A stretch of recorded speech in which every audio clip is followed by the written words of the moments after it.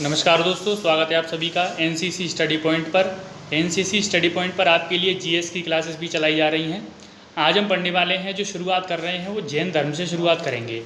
इसके बाद हम बौद्ध धर्म पढ़ेंगे और ऐसे ही हम क्या है धार्मिक जो आंदोलन है उससे शुरुआत कर रहे हैं।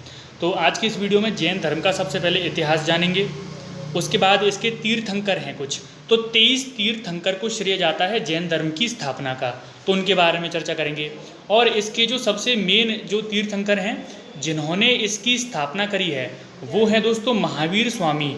आप फिर इन महावीर स्वामी के बारे में डिस्कस करेंगे। तो चलिए शुरुआत करते हैं एक एक करके। सबसे पहले इसके इतिहास के बारे में जान लेते हैं। इसके टोटल 24 तीर्थंकर हुए थे। 24 तीर्थंकर जो हैं इनको श्रेय जाता है, इन्होंने जैन धर्म को आगे बढ़ाया है, इसका प्रचार प्रसार किया है।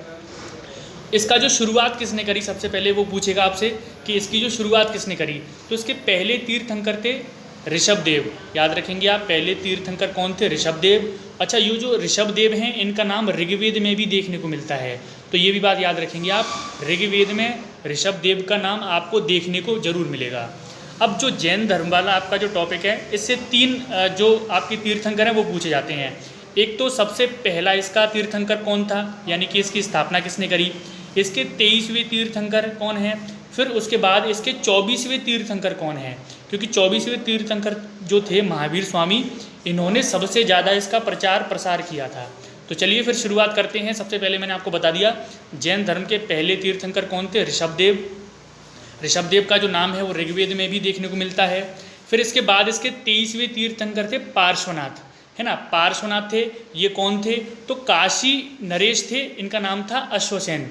काशी नरेश थे अश्वसेन, तो अश्वसेन के ये पुत्र थे जो पार्श्वनाथ हैं। याद रखेंगे इनका नाम है पार्श्वनाथ, और ये जैन धर्म के 23वें तीर्थंकर थे, है ना, याद रखेंगे। चलिए अब इसके 24वें तीर्थंकर थे वो थे महावीर स्वामी। तो तीन जो तीर्थंकर हैं इनके नाम आप याद रखेंगे। एक पहला कौन सा था, एक 23वां कौन सा था, एक 24वां कौन सा था। फिर इसके बाद जो हम पढ़ने वाले हैं वो सबसे पहले 24वें तीर्थंकर के बारे में पढ़ेंगे, क्योंकि इन्होंने ही सबसे ज़्यादा इसका प्रचार प्रसार किया था। तो चलिए, इनका नाम है महावीर स्वामी। 540 ईसा पूर्व वैशाली एक जगह है बिहार में, तो वैशाली में एक जगह है कुंडग्राम में इनका जन्म हुआ था। याद रखेंगे आप, महावीर स्वामी का जन्म वैशाली के निकट कुंडग्राम में हुआ था। इनके जो पिता का नाम था वो था सिद्धार्थ, इनकी जो माता का नाम था वो था त्रिशला। याद रखेंगे, इनका पिता का नाम क्या था? सिद्धार्थ। इनकी माता का नाम क्या था? त्रिशला। और इनके खुद बचपन का नाम था वर्धमान। याद रखेंगे, महावीर स्वामी हैं, इनका जन्म 540 ईसा पूर्व हुआ था वैशाली के निकट कुंडग्राम में।